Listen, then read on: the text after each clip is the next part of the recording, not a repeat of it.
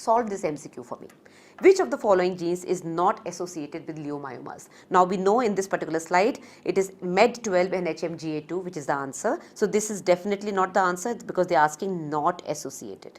So these two are definitely associated. Coming to the third option, COL4A5A6. Now this particular mutation is associated with Alport syndrome. Remember this, Alport syndrome? Although not very commonly asked, but they might confuse you with what kind of mutation this is, because I told you, you will be coming across so many mutations and so many chromosomal problems in different gynec conditions and other subjects as well. So Alport syndrome, what does it consist of? It consists of progressive renal failure. It will also consist of deafness and some ocular lesions.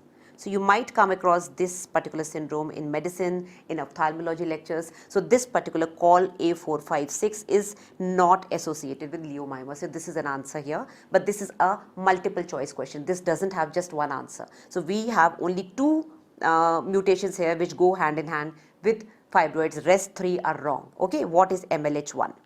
MLH1 mutation is basically, it is a gene located on chromosome number 3, and it basically helps in repairing DNA damage, and it is associated with HNPCC. What is HNPCC?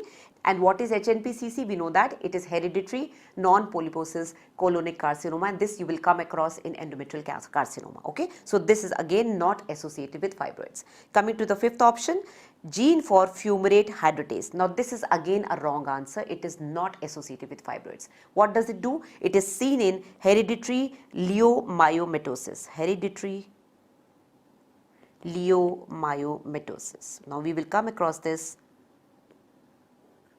when we study the different types of fibroids. It's a very, very rare condition where the fibroids are basically covering a big surface area, and it is generally seen associated with pregnancy with fibroid, or a patient who is on OCPs. Now there is a question very commonly asked, do OCPs change the size of fibroids or not?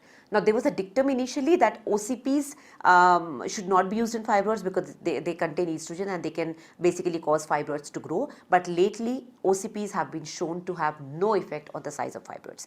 They can reduce bleeding to some extent because they cause anovulation and they kind of regress, you can say the atrophy. The endometrium undergoes atrophy because of the effect of OCPs, but it will not lead to any change in the size of the fibroid. Alright.